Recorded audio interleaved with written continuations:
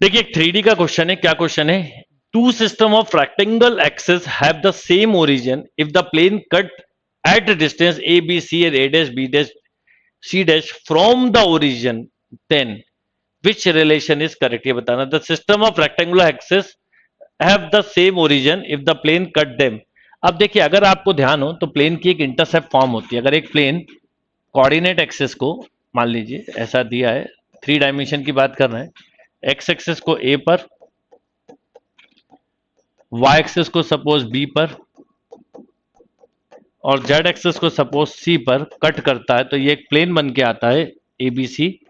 और अगर मैं बोलूं कि इसकी इक्वेशन क्या होती है, तो इंटरसेप्ट फॉर्म से आप ऐसी इक्वेशन लिख सकते हैं।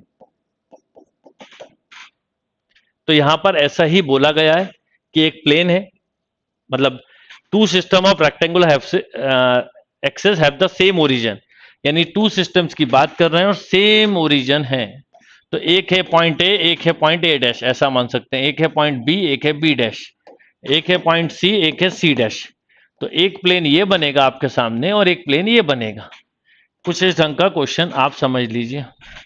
तो पहले प्लेन की अगर मैं आपसे इक्वेशन बोलूं तो आप बोलेंगे,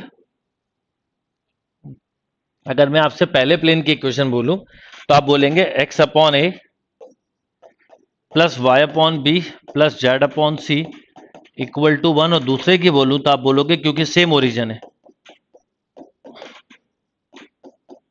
अब इसका ओरिजिन से अगर मैं डिस्टेंस निकालूं तो बोला है the two system of rectangular axis have the same origin if the plane cut them at a distance this this this. तो अगर मैं इसका ओरिजिन से परपेंडिकुलर डिस्टेंस निकालूं तो वो क्या होगा बताइए?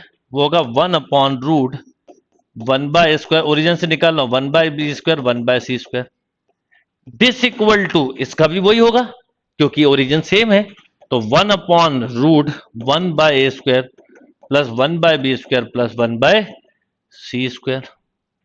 अगर मैं दोनों को क्रॉस मल्टीप्लाई कर दूं स्क्वायरिंग करते हुए, तो ये डैश है बेटा, है ना, कहीं भूल, तो आप ऐसा लिख सकते हो 1/a² plus 1/b² plus 1/c² minus of 1/a² 1/b² minus 1/c²। This should be 0। ऐसा एक ऑप्शन हमारे पास है भी। तो दिखने के इतने बड़े ऑप्शन है पर क्वेश्चन काफी सिंपल है। नोट कर लीजिए क्वेश्चन को।